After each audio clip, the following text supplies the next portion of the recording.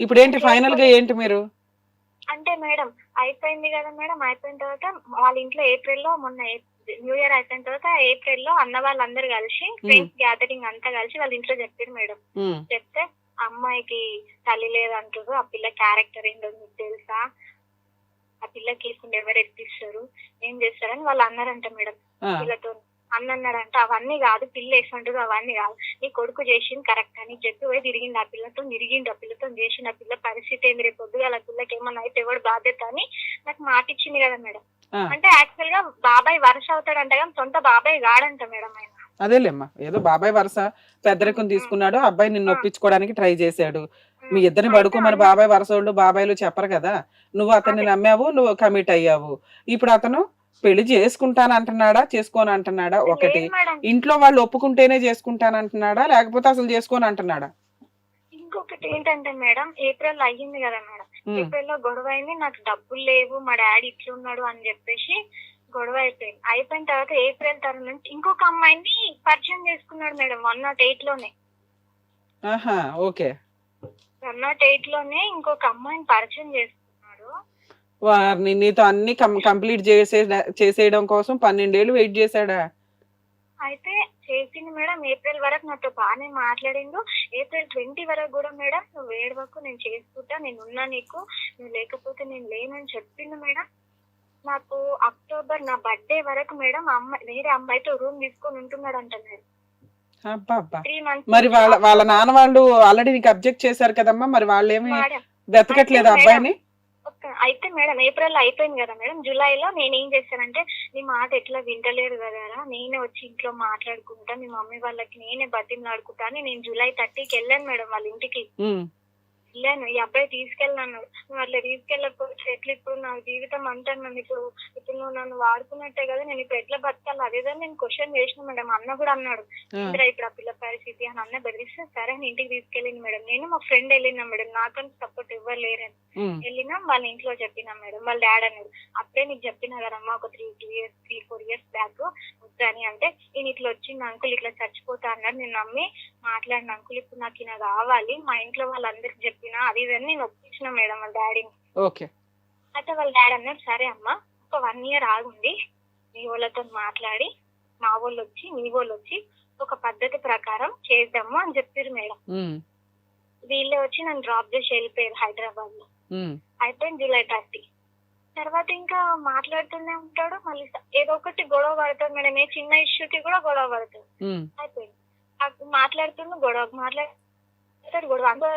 October లోనే నాకు తెలిసింది మేడం ఇట్లా ఉమ్. ఈ అమ్మాయితోని తిరుగుతుందంట అనేసి. నాకు తిరుగుతున్నానే తెలుసు. రూమ్ లో ఉంటున్న విషయం కూడా తెలియదు. అంటే ఈ విషయం అంతా ఎంక్వైరీ చేసింది ఎవరు? నాకు మాట ఇచ్చింది కదా మేడం. ఆ, అన్ననే చెప్పిండు. కానీ అన్న అన్నాడు నా పేరు దియ్యకమా నేను మాట్లాడడం వల్ల నువ్వు వాడికి అంత దగ్గర అయిపోయి నీ శరీరాన్ని కూడా వాడికి ఇచ్చినావు కాబట్టి నేను నా చెల్లిలాగా నీకు హెల్ప్ చేస్తున్నామ్మా వాడు ఇట్లా చేస్తుండు అని చెప్పింది. బ్రీఫ్ అన్ననే చేయండి అమ్మా. మీరు ఇప్పుడే నీ ఫీలింగ్స్ అన్ని చెప్తున్నావు, ఓకే. ఇప్పుడు ఏంటి ఫైనల్ గా? వాళ్ళ నాన్న ఒప్పించారు, నువ్వు మీ ఫ్రెండ్ వెళ్ళి, తర్వాత ఏమైంది? 1 ఇయర్ కాకుండా ఇప్పుడు మా అమ్మాయితోని రూమ్ లో ఉంటున్నాడు. నాకు తెలిసింది. ఆ, నవంబర్ 6 కి నేను వెళ్ళిన హైదరాబాద్ వెళ్ళిన. ఆ ఉమ్, పిల్ల రూమ్ ఎక్కడో తెలుసుకొని ఆ పిల్లని పట్టుకున్నా మేడం. నేను ఉమ్. ఒక మాట తిట్టలేదు కొట్టలేదు మేడం. మా అమ్మాయిని బయటకు తీసుకొచ్చి అడిగిన అక్క మీరున్నారని నాకు తెలీదు. మీరున్నారంటే నేను అసలు ఆ అబ్బాయిని లవ్ చేయలేను అది ఇది అని అన్నాడు. ఆ పిల్లగా నా మీద కాదమ్మా, నెట్టింది మేడం. నాకు లాజిక్ అర్థం కావట్లా. 15 ఏళ్ల నుంచి 10 ఏళ్ల నుంచి లవ్ చేస్తున్నా నిన్ను కాదని ఒక అమ్మాయిని తీసుకెళ్లి రూమ్ లో పెట్టుకొని ఉంచుకోవాల్సినంత అవసరం ఆ అబ్బాయికి ఏముంది? నెక్స్ట్, అలా ఒక అమ్మాయిని తీసుకొని రూమ్ లో పెట్టుకునే అంత కెపాసిటీ ఉన్న వ్యక్తి అదేదో నిన్నెందుకు అలా బిహేవ్ చేయలేదు, నీతో ఎందుకు అలా బిహేవ్ చేయలేదు? నీకు వెనకాల అదే నాకు చెప్పేవాళ్ళు లేరు, అడ్డు చెప్పేవాళ్ళు లేరు, నువ్వు లేచిపోయినా నిన్ను అడిగేవాళ్ళు లేరు. అలాంటి నిన్ను ఎప్పుడైనా తీసుకెళ్లి ఓ రూమ్ లో పెట్టి పూర్తిగా హ్యాపీగా గడిపేయొచ్చు. అలా ఎందుకు చేయలేదు నిన్ను? అదే మేడం నేను అదే క్వశ్చన్ ఇస్తే నేను నాకు నచ్చలే మా ఇంట్లో వాళ్ళు నిన్ను ఒప్పుకోవట్లే అని అంటారు. సరే, వాళ్ళ ఇప్పుడు నాన్న ఒప్పుకున్నాడు కదా, ఇప్పుడేంటి? ఒప్పుకున్నారు కదా నువ్వు ఆగంటే ఇప్పుడు నాకు వద్దు నాకు అదే కావాలి అంటారు. ఆ ఉమ్. పిల్లనేమో నువ్వు నా దగ్గరికి రావద్దు అన్నారు. అయినా కానీ మేడం మళ్ళీ తర్వాత ఏమైంది ఆ పిల్ల ఈయన అన్ని ఒప్పుకున్నాడు. సరే నేను చేసిన తప్పు అవును 3 నెలలు ఆ పిల్లతో ఉన్నా నేను తప్పు చేసిన అని చెప్పి మళ్ళీ వాళ్ళ ఇంటికి తీసుకెళ్లి వాళ్ళ అమ్మతో మాట్లాడి వాళ్ళ అమ్మ వాళ్ళు వద్దు అన్నట్టు అంటే ఆయన వాళ్ళ అమ్మని కొట్టడానికి వెళ్ళి సీరియస్ అయింది మేడం నవంబర్ 6కి. ఓకే.